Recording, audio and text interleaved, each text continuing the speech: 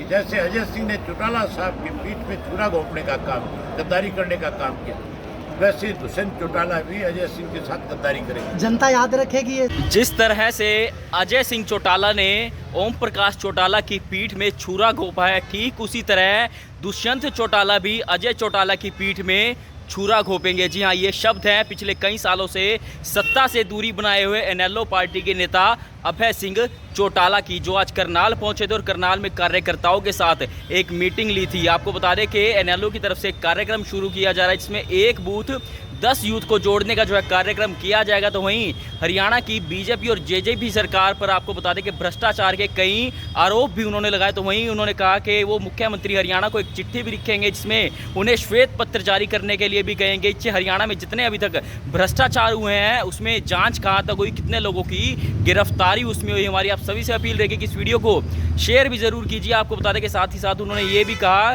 कि किस तरह जो राज्यसभा सांसद के अभी जो चुनाव हुए, जिसमें कार्तिकेय शर्मा को तमाम, चाहे बीजेपी हो, जेजेपी हो, इनेलो हो, उन्होंने अपना समर्थन दिया, राज्यसभा सांसद का चुनाव जो है जितवाया। तो वहीं उन्होंने साफ तौर पर कहा कि किस किस एमएलए को कितना पैसा मिला और किस किस ने वो पैसा दिया है, इसका भी वो खुलासा जल्द ही विधानसभा में करेंगे। हमारी आप सभी से अपील रहेगी कि इस वीडियो को शेयर भी जरूर कीजिए। करनाल पूछे अभय सिंह चौटाला ने क्या कुछ कहा, देखिए तस्वीरें। अब ये श्री जितेंद्र शर्मा एडवोकेट जी शामिल करा रहे हैं। श्री संत कुमार शर्मा पूर्व सरपंच, श्री राजेश शर्मा, श्री रमेश सानी पूर्व सरपंच, श्री सतबीर शर्मा जी पूर्व पंच, श्री सुरेंद्र शर्मा, श्री सतबीर शर्मा जी, श्री मधुसूदन शर्मा पूर्व पंच, श्री चंद्र प्रकाश। आप देख सकते हैं कि तमाम कार्यालय, तमाम ये तस्वीरें आप देख रहे हैं करनाल के राजपूत धर्मशाला की, जहां पर देख सकते हैं कि इनेलो के जो नेता हैं अभय चौटाला, वो आज देख सकते हैं कि करनाल पहुंचे हैं। जो ज्वाइनिंग है, नई ज्वाइनिंग है, वो गले में जो है आपको बता दें कि पटका पहनाकर स्वागत भी किया जा रहा है। इनेलो पार्टी में उन्हें शामिल भी किया जा रहा है।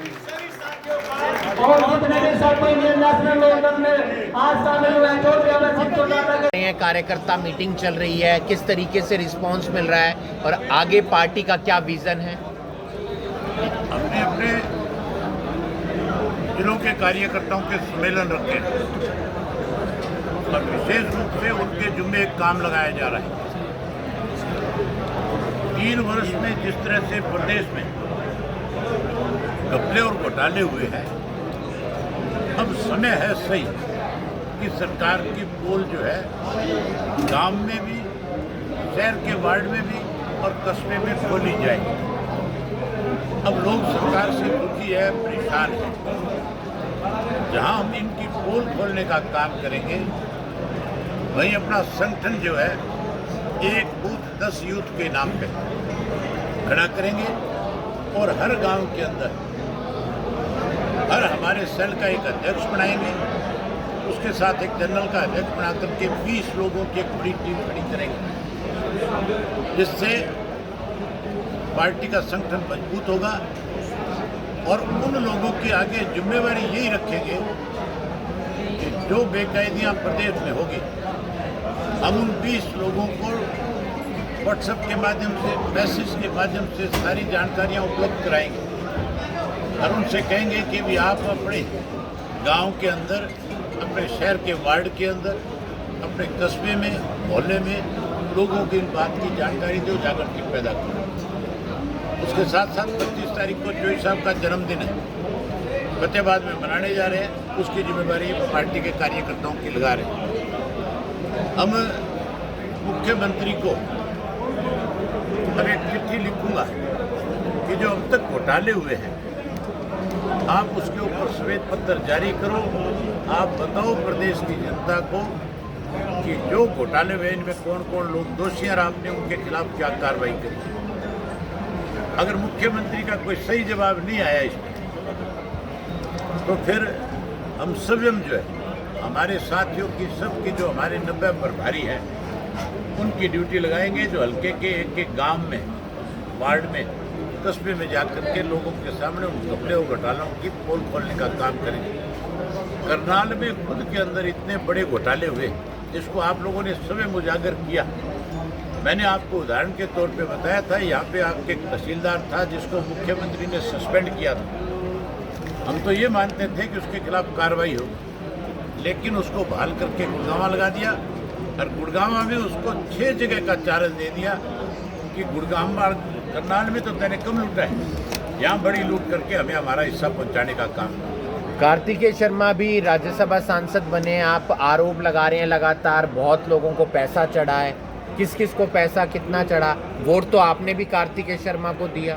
विधानसभा का सेशन आने दो, मैं बाई नेम बताऊंगा कि किस एमएलए को कितना पैसा दिया और किसने दिया, ये भी बताऊंगा। मैंने जो वोट दिया था, मैंने पहले दिन खुल करके ये कहा था कि चौटाला साहब जब जेल में थे, कार्तिक शर्मा का बड़ा भाई मन्नू शर्मा वो भी जेल में था। अजय सिंह से भी ज़्यादा सेवा चौटाला साहब की मन्नू शर्मा ने करी। मैं उनसे हर हफ्ते जेल में मिलने जाता था, मुझे सारी चीज़ों की जानकारी थी। जिस व्यक्ति ने मेरे ऊपर, हमारे परिवार पे इतना बड़ा आसान कर रखा, अगर वो मुझसे एक बार नहीं 10 बार वोट मांगेगा तो मैं 10 बार भी उसको वोट अपना दूंगा। कुलदीप बिश्नोई जा रहे हैं शायद बीजेपी में, लगातार मिल रहे हैं जेपी नड्डा और तमाम बड़े नेताओं से। आप फोन करके पूछो कुलदीप जी ने क्या फैसला लेना है, ना तो मेरी उनसे बात हुई इस मामले में। किस तरीके से देखते हैं राजनीति के अंदर उनके इस कदम? उन्होंने अपना फैसला करना है, उन्होंने अपना आगे, मुझे लगता है कि वो अपना कहीं भविष्य तलाश रहे होंगे, इसलिए कहीं ना कहीं किसी ना किसी राजनीतिक दल में ये जो लोग जाएंगे। बार बार पार्टियां बदलते हैं, इनको किस नजरिए से देखते हैं? क्योंकि जीतने के बाद भी आम जनता के साथ धोखा करते हैं, पहले भी पार्टियां बदल लेते हैं, तो मेन मोटिव क्या है इनका? लोगों के साथ, लोगों के विश्वास को कभी नहीं तोड़ना चाहिए। जिस व्यक्ति को जिस सिंबल के ऊपर लोगों ने जिता करके भेजा, अगर आप लोगों का भरोसा तोड़ते हो तो ये मान करके चलो अपने आप के साथ धोखा कर दो। बीजेपी का प्रशिक्षण चल रहा है, उसको कैसे देखते हैं सर? बीजेपी का प्रशिक्षण जो है इस बात को लेकर के चल रहा है कि अगले 2 साल में और इस प्रदेश को कैसे लूटना है। लोग जो है अब फैसला कर चुके, ये जो चुनाव हुए आपके सामने उदाहरण है कि तुम्हारे करनाल में 4 जगह चुनाव थे, 3 जगह बीजेपी पूरी तरह से हारी, 4थी जगह पे भी जबरदस्ती जिताया गया। सिमरनजीत सिंह मान है जो अभी सांसद बने हैं, कल उन्होंने कहा है कि जो पंजाब में गैंग वॉर बढ़ रहा है वो हरियाणा की देन है। अब मान साहब क्या कह रहे हैं उसके बारे में मान साहब से पूछो तो वो ज़्यादा अच्छा होगा। उन्होंने बोला है कि हरियाणा के लोग गैंगस्टर बन रहे हैं, वो गैंगवार फैला रहे हैं। इसके लिए जिम्मेवार प्रदेश की सरकार है। बदमाश का हौसला तभी बढ़ता है जब सरकार का संरक्षण मिलता है। अगर सरकार का संरक्षण नहीं होगा तो फिर मान के चलो चाहे कितना ही बड़ा बदमाश हो, उसको सरकार के सामने सरेंडर करना पड़ेगा। उदाहरण है उत्तर प्रदेश। मैं उत्तर प्रदेश के मुख्यमंत्री को इस बात के लिए बधाई देता हूँ कि उन्होंने उत्तर प्रदेश के अंदर जहाँ सबसे ज़्यादा बड़े गैंगवार होते थे, जहाँ सबसे ज़्यादा बड़े इस तरह के गैंगस्टर थे, जहाँ हर आदमी भयभीत था, आज वहाँ किसी में कोई भय होल्डर नहीं है। इसके लिए वहाँ के मुख्यमंत्री को बधाई है। जेजेपी पार्टी का क्या भविष्य देखते हैं? जेजेपी पार्टी का क्या भविष्य देखते हैं? अजय सिंह चौटाला अगर चौधरी ओम प्रकाश चौटाला के साथ गद्दारी कर सकता है, उनको धोखा दे सकता है, तो फिर जेजेपी का कोई भी व्यक्ति इनकी पार्टी को छोड़ सकता है। और मान के चलो एक दिन ऐसा आएगा कि जैसे अजय सिंह ने चौटाला साहब की पीठ में छुरा घोंपने का काम, गद्दारी करने का काम किया, वैसे दुष्यंत चौटाला भी अजय सिंह के साथ गद्दारी करेगा। जनता याद रखेगी ये सब? याद क्यों नहीं रखेगी? जनता कोई मूर्ख थोड़ी है।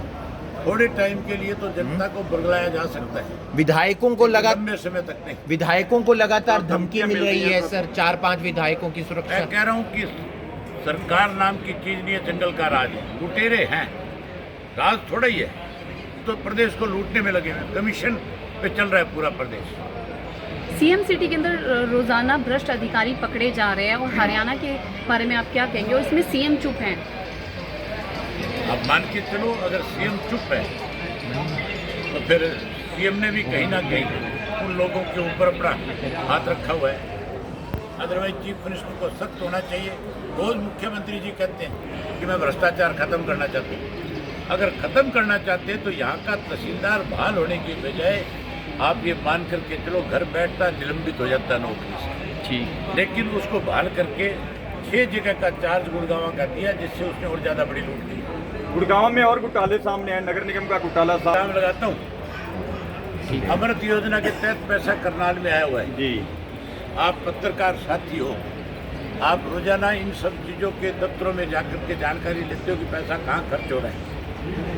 मैं आपसे जल्दी मिलूंगा, अमृत योजना का पैसा कहाँ खर्च हुआ इसकी जानकारी मुझे देना। वे शामिल हुए, उन सबका स्वागत है, उन सबका अभिनंदन है। मेरे से पूर्व जो वक्ता थे, बोलने वाले साथी थे, उन्होंने बड़े विस्तार से सारी बातों पे आपके सामने चर्चा करी। उन्होंने खुल करके आपको बताया कि आज प्रदेश में किस किस्म के हालात हैं। भाजपा और जसपा की सरकार बनने के बाद हमें किन किन परिस्थितियों से गुजरना पड़ा, किस तरह 3 वर्ष में सरकार के गलत निर्णयों की वजह से हर वर्ग के लोग दुखी और परेशान हुए। साथियों, अगर उन सब बातों को दोहराऊंगा तो बहुत लंबा समय लगेगा। आज महंगाई चरम सीमा पे है, महंगाई के साथ साथ भ्रष्टाचार भी आज आसमान छू रहा है। आज बेरोजगारी उससे भी ज्यादा है। पार्टी के लोग लोगों के बीच में जाकर के खास करके नौजवान साथियों से कहा करते थे कि अगर हम सत्ता में कहीं भागीदार हुए, अगर हमें सत्ता मिली, हम पढ़े लिखे नौजवान को जहाँ नौकरी देने का काम करेंगे, जो नौकरी से वंचित रह जाएगा उसको 11,000 रुपये बेरोजगारी भत्ता देने का काम करेंगे। ना भत्ता दिया ना रोजगार दिया। आज हरियाणा पूरे देश में बेरोजगारी के मामले में पहले नंबर पे है। बेरोजगारी बढ़ गई, महंगाई बढ़ गई, भ्रष्टाचार बढ़ गया, कानून व्यवस्था का दिवाला पिट गया। कानून व्यवस्था की पहले खबरें सुना करते थे कि बदमाश किस्म के लोग जो है व्यापारियों को टेलीफोन करके थ्रेट करके उनसे पैसे मांगते हैं। कहीं मंथली इकट्ठी की जाती थी, कहीं डरा धमका करके पैसे लिए जाते थे। पहले आम आदमी की शिकायत आती थी, लेकिन पिछले 1 महीने से लगातार जिन लोगों का आपने जनप्रतिनिधि चुन करके भेजा, जो विधानसभा और लोकसभा के मेंबर बने, अब तो उनको भी टेलीफोन पे धमकियां दी जाती है कि या तो पैसा दे दो वरना तुम भी अपनी तैयारी कर लो। 30,000 रुपया बेरोजगारी भत्ता देकर सम्मान देने का